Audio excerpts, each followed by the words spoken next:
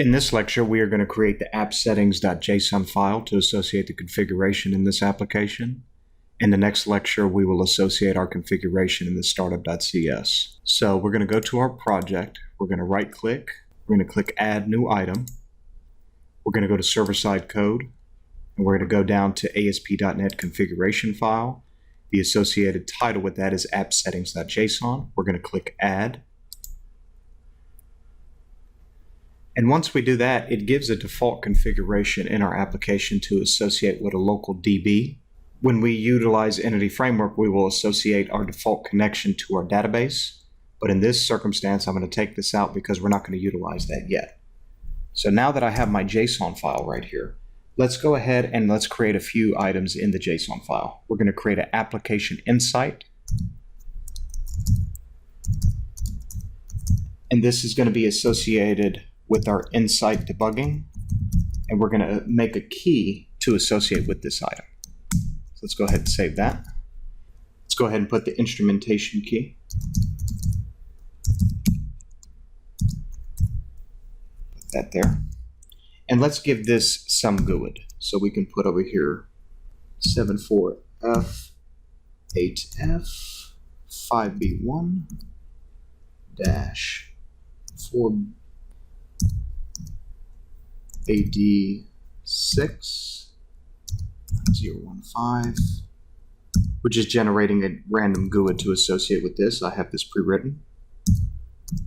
3 D5 E6 DBC.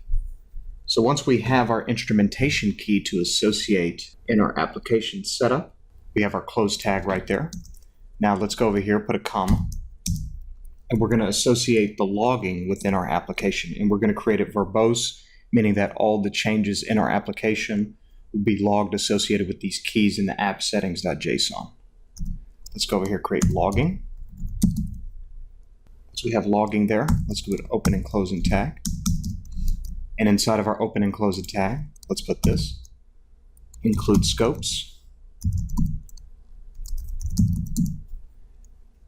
And then let's put false. And then from there, we're going to do log level to associate right there.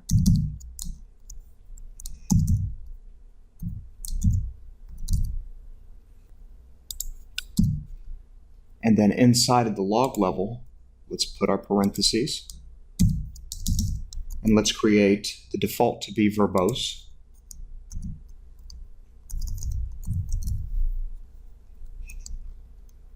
And we're going to say verbose, meaning that it's going to track all the changes in our application.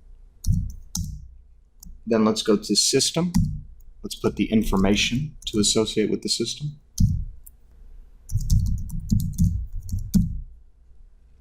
And then the last key item, let's associate here. Let's put Microsoft. And let's put information.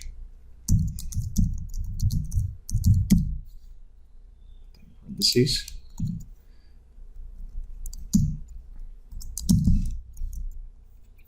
So let's save that. Let's format the selection.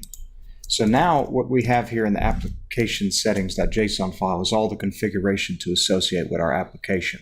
We have a tag to associate the application insights in our application. It gives it a generated key to associate that. And this is utilized in our configuration setting to associate a key to our different insights of our application. As far as its performance, the debugging measures, it needs a key to associate with this. And then we have the logging to associate in our application related to the scopes that it uses. We're using verbose to track all the changes in our logging when we have errors. Typically, you'll use logging to debug your application errors. This is all the default settings that we're going to associate in this lecture. In future lectures, we will associate our Entity Framework connection to our database and pull the connection string from our configuration file. So in the next lecture, we'll implement our startup.cs, pulling this configuration file in our startup method. I want to thank you for joining me in this lecture. Have a nice day.